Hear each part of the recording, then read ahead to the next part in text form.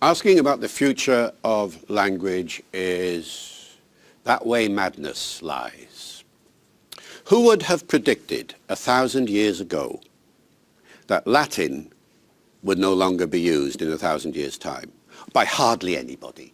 You know, I mean, obviously Latin is still used in certain circumstances, but it would not be the normal education to be fluent in Latin. If you'd said that 1,000 years ago, people would have said you were mad. So, in 1,000 years' time, will English still be a global language? We could all be speaking Martian by then, if they land and take over. You know, who knows what's going to happen? To ask about the future of language is to really ask about the future of society. And futurologists are just as unclear about what will happen eventually as I am about language. Because language, you see, is global for one reason only, and that is the power of the people who speak it. Power always drives language. There is no other reason to speak somebody else's language other than you want to improve your quality of life, or you want to influence them in some way, or whatever it might be. I mean, the tradition in English, of course, English became global for a whole variety of reasons. First of all, the power of the British Empire. Later, the power of American imperialism. Later, in the 17th century, the power of the Industrial Revolution, which meant that the language of science and technology became English predominantly. In the 19th century, the power of money talks, and the two most productive nations of the world were Britain and America, both using English, so the language of international banking became the pound and the dollar, English once again. And then in the 20th century, cultural power, as you all know, because every aspect of culture you've encountered has some sort of history in the English language, like pop songs, for example, international advertising, air traffic control, the development of radio and television, the development of the internet, 100% an English language medium when it started. Though today, only a fraction of the internet is English. Internet has become multilingual. So, what's going to happen next? English will stay a global language as long as certain things happen. First of all, that the nations that are recognized as the most powerful nations in the world continue to use English, and all the other nations want to be like them, or want to interact with them, or want to sell things to them, and so on. And so English will stay like that for as long as those nations retain that kind of power. And we're talking mainly America here, aren't we? Predominantly. On the other hand, it doesn't take it isn't rocket science to think of scenarios where, for whatever reason, American power diminishes, the power of some other nations grows, and you get other parts of the world becoming more dominant. And, you know, people say, well, what about Chinese? Well, one day maybe. At the moment, there's no sign of China wanting Chinese to be a global language because they're all learning English in China, for the most part. But you could imagine a scenario where it was the other way around. You can imagine a scenario when Spanish is the fastest growing language in the world at the moment, population-wise, because of South America and Central America, and increasingly in North America, Spanish is becoming very widely used. You can imagine a scenario where one day we might all end up speaking Spanish. In another scenario, you can imagine one day we might all end up speaking Arabic, for reasons that are perfectly obvious to anybody who looks at the world. So all of these things could happen. At the moment, there's no sign of a diminution in the prestige of English, the desire to learn English. The figures are going up and up and up every year. At the moment, over 2 billion people speak English. There's never been so many people speaking one language before, and there's no sign of any slackening off in that progress.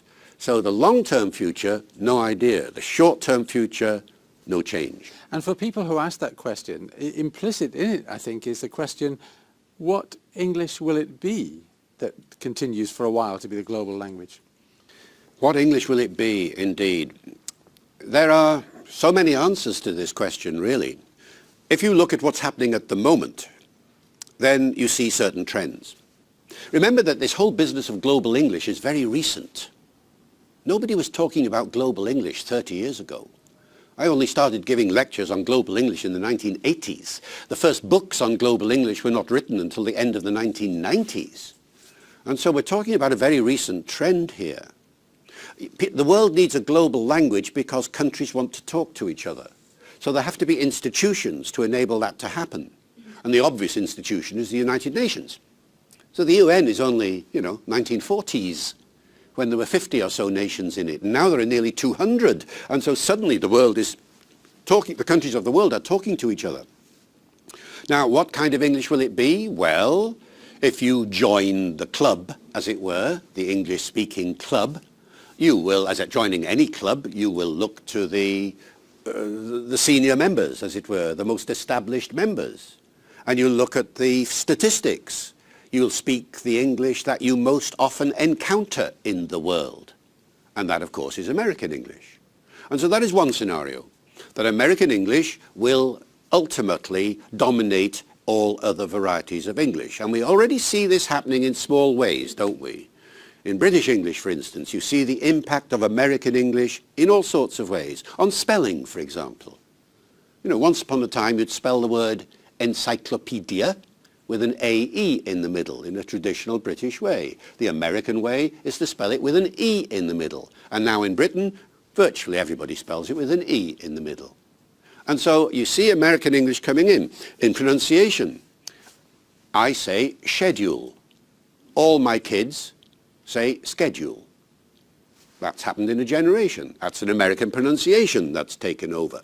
And similarly in grammar, you get American English grammar influencing British English grammar a lot. I've just eaten. I'd use the present perfect. I would. But an awful lot of young people today say I just ate or I just ate, depending on your pronunciation. You use the American. They use the preterite form, the past tense form. So there are differences there. American vocabulary coming into British English as well. Only a little bit in the other direction. You can go to New York now and see pubs everywhere. Well, that's a British term. So there is a little bit of movement in both ways, but it's largely one way. And now I've been to Australia, and one of the complaints that people have in Australia is the American English that's coming into Australian English, and I see this everywhere. So that is one scenario. But there is a different scenario as well, and it is this. Why is there American English in the first place?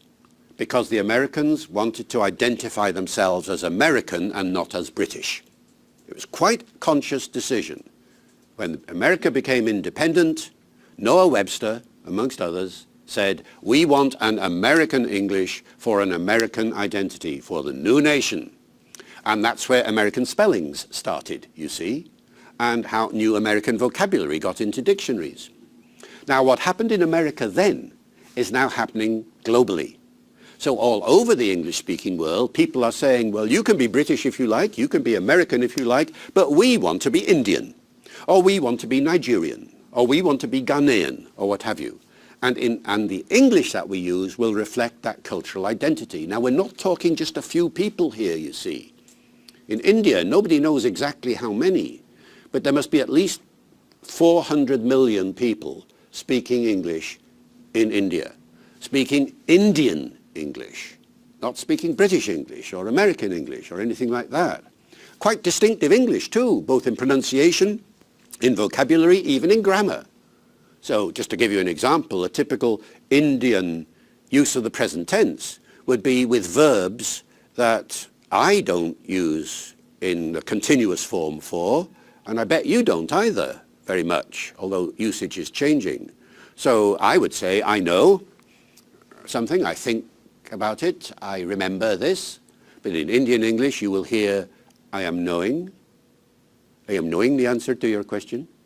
I am thinking about it. Yes, I am remembering what you are saying. I am knowing, I am thinking, I am remembering. Now this is not a traditional British or American usage, but it's dominant in India, and not just India, but also Sri Lanka and the other countries around. Now because there is so much movement around the globe now, and there are so many people of ethnically South Asian origin in Britain, Now you hear that a lot of the time in Britain, and it coincides with another trend which you must have noticed, a general increase in the use of the present continuous, where once upon a time you would have had the present simple. And the best example I can think of is McDonald's slogan. What is it? You all know it. I'm loving it. I am loving it. Well, think about that for a second. You would never have said that 20 years ago. You know, you'd have said, I love it. But now people are saying, I'm loving it. Yeah, I'm loving it. And McDonald's is fostering that kind of switch. So the Indian usage is coinciding with this general trend. And therefore, could the English of the future be some sort of amalgam of all sorts of English from around the world? You know, bits of Indian English, bits of Australian English, bits of American English, bits of British English. Who knows, bits of Serbian English. You know, everybody can put something into the melting pot of English so that when people meet from a whole variety of nations, as you get so often in business meetings and international conferences, or just in a hotel in any part of the world, and English is being used as a lingua franca, could a lingua franca English, and that's the term that's often used these days, which is culturally not identifiable with any one place because it's a mixture of everything, could that be the norm? And I think probably that's the way it's going to go. And just to close off this section, and very briefly, how many bits of Englishes would you say you speak? How many Englishes? Well, just a figure. Yeah. Random. Well, I speak, the English I'm using to you now is my sort of posh British English that I would use, which doesn't reflect my origins.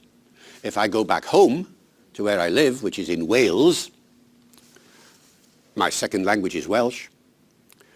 If I'm chatting with people in the locality, lots of little Welsh words are going to slip into my conversation. There's going to be a much stronger Welsh accent than perhaps I'm using to you now. Do you hear the difference? If I start speaking in a Welsh sort of way now to you, there'd be little bits of Welsh grammar coming in and so on.